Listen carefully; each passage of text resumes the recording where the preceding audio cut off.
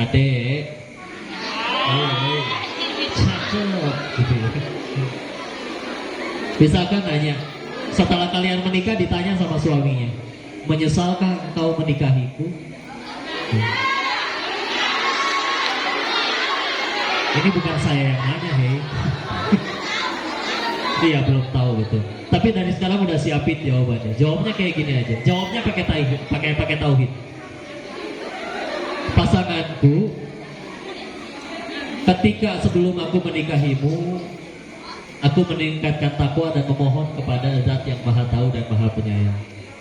Allah tahu dari miliaran laki-laki di dunia mana yang paling tepat menggandeng tanganku ke surganya Allah. Dan Allah juga tahu, Allah punya sifat maha baik. Gak mungkin Allah malah dengan sengaja menjauhkan yang baik dan mendekatkan yang buruk. Maka ketika akhirnya kau bertanya, menyesalkah aku menikahimu? Padahal kita sudah Allah satukan dalam ikatan yang halal, maka tinggal dijawab, kata yang maha tahu dan maha penyayang, engkaulah yang paling tepat menggandeng tanganku ke surganya Allah. Meskipun hawa nafsuku berkata, oh di luar banyak yang lebih ganteng, suaminya juga berkata, oh di luar banyak yang lebih cantik, tapi kalau yang di luar itu lebih tepat untukku, kenapa kamu yang jadi pasanganku? Sederhana. Jawab pakai tauhid. Karena kalau kita nuntutnya nggak ke arah sana, nggak ke Allah terus, nuntutnya pakai hak dan kewajiban terus, pasti ada kurangnya terus. Pasti dimakan usia, lama-lama mulai kisut, ya. Lama-lama mulai berkurang ketampanannya, titipan semuanya, ya. Maka istilah semuanya tadi sepakat ya, pengen ke surganya Allah. Nah, Masya Allah.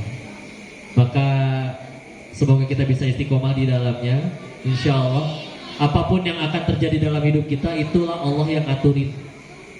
Kenapa kok ujiannya beda-beda? Karena Allah tahu kita harus diuji pakai cara apa supaya tambah gampang masuk surganya Allah. Ada yang diuji di sekolahnya, ada yang diuji nanti di tempat kerjanya, ada yang diuji dari anak-anaknya. Ya. Tiap malam Jumat kita ngaji surat apa? Al-Kahfi. Ada berapa ayat? Bagus. Surat keberapa? Bagus. Juz berapa? 14. Surat sebelumnya surat apa? Bagus. Setelah Al-Kahfi surat apa? Bagus ya, Masya Allah.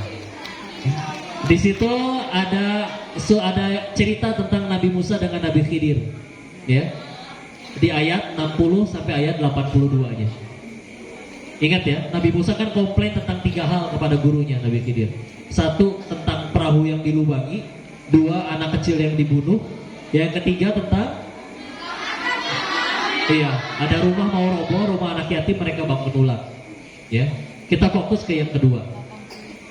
Nabi Musa bertanya, ini anak kecil gak ada dosa, kenapa kamu bunuh? Ya. Akhirnya dikasih tahu kan di akhir perjalanan bahwa ini anak nanti akan murtad dan mengajak sekeluarganya murtad. Oke, kita lihat sekarang skenario yang pertama. Anggap si anak ini ternyata wafat, ya, tapi dia meninggal dalam keadaan belum punya dosa, belum akil balik. Masuk surga nggak nih anak? Masuk. Ibunya, meskipun si anak ini wafat misalkan hari ini, terus si ibu masih hidup sampai 40 tahun ke depan misal, dan setiap malam selama 40 tahun si ibu menangis ngejerit tiap malam, mempertanyakan, ya Allah di mana keadilanmu? Anakku dibunuh di depan rumah, padahal belum punya dosa. Tapi si ibu meninggal dalam keadaan masih menjaga iman Islamnya, meninggal akhirnya nyampe surganya Allah kan? Nggak murtad jadinya, masih punya iman, masih sholat setiap hari, masih melakukan ketaatan. Berhasil nyampe surganya Allah kan? Enggak. Kalau nyampe surga bakal ketemu sama anaknya kan? Betul. Apalah artinya capek beberapa puluh tahun sebentar di dunia kalau ujungnya surganya Allah. Gantian kalau kita mikir skenario yang kedua. Si anak mungkin hidup sampai besar, jadi tokoh, jadi orang kaya, setiap hari ngasih rumah kepada ibunya, saking kayanya ya.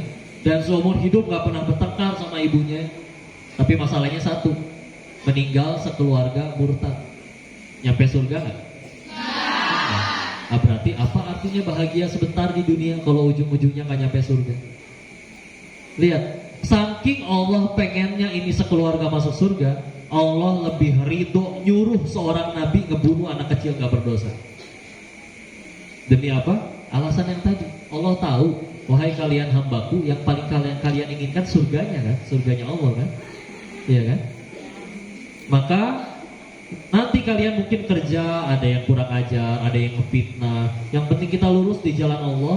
Kepahitan apapun itu, ingat dengan satu tujuan. Ini bisa mendekatkan aku ke surganya Allah. Cukup. Ya. Maka bismillah, mau diuji seperti apapun, hamba siap ya Allah. Kok udah bantuin orang, dianya malah mengkhianati. Oh, dia yang rugi kalau nggak taubat. Kita meninggal, nggak ditanya kelakuan dia.